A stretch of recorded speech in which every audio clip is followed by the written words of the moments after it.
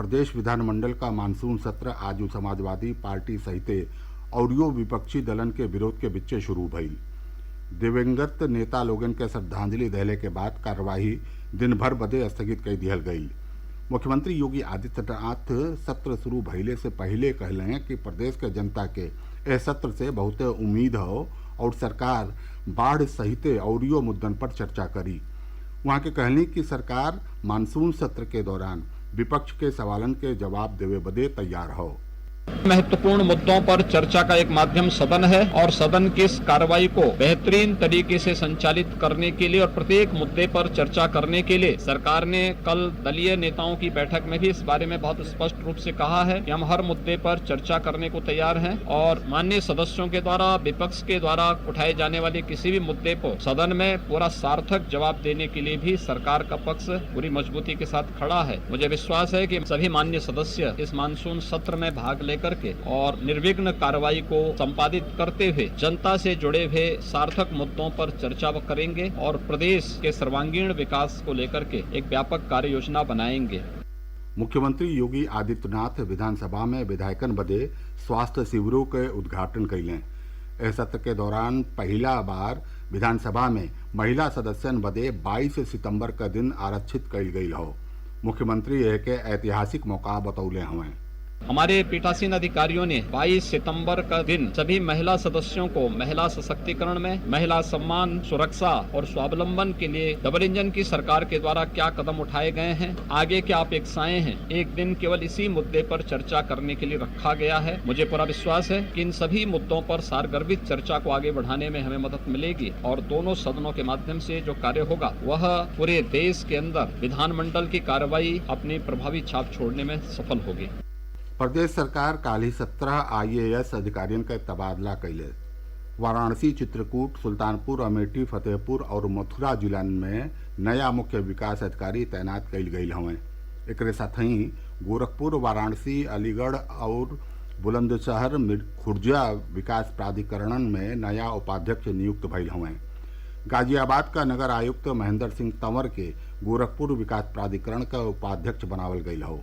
बनारस का मुख्य विकास अधिकारी अभिषेक गोयल अब वाराणसी विकास प्राधिकरण के उपाध्यक्ष हुई हैं। वहीं कानपुर के ज्वाइंट मजिस्ट्रेट हिमांशु नागपाल अब वाराणसी का मुख्य विकास अधिकारी की जिम्मेदारी निभाई हैं।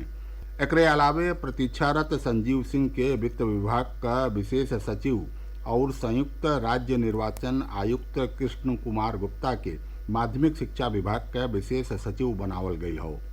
सेवा पखवाड़ा के तहत जनपदन में प्रधानमंत्री नरेंद्र मोदी का व्यक्तित्व और कृतित्व पर आयोजित चित्र प्रदर्शनी के देखे लोग बढ़हन संख्या में पहुंच रहा हुए। प्रधानमंत्री का संसदीय क्षेत्र वाराणसी में आज भाजपा जिलाध्यक्ष हंसराज विश्वकर्मा के अगुवाई में पार्टी पदाधिकारी और कार्यकर्ता लोग नमो प्रदर्शनी के अवलोकन कैलें। जिलाध्यक्ष कहलें कि प्रधानमंत्री का जिंदगी सेवा, समर्पण, संवेदनशीलता, मूल्यन और आदर्शन के प्रति अप्रतिम उदाहरण हो।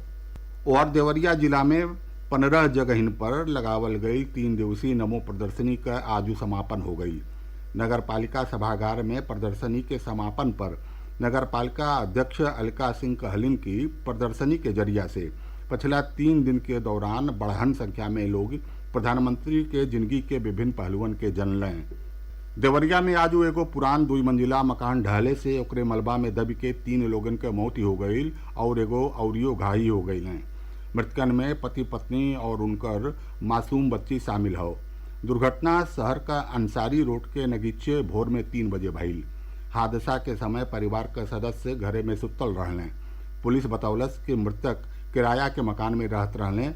कुछ अउरियो परिवार मकान में रहलें जिन्हें तुरंते मकान खाली करे के कहल गई हो। जिलाधिकारी जितेंद्र प्रताप सिंह सहित और अधिकारी लोग मौका पर पहुंच के स्थिति का जायजा ले लें। जिलाधिकारी मृतकन के परिजनन के 12 लाख रुपए का आर्थिक मदद का चेक देहलें। मुख्यमंत्री योगी आदित्यनाथ दुर्घटना पर बहुते शोक जाहिर करत मृतकन के परिजनन के प्रति पुरहर संवेदना जतौले हमें।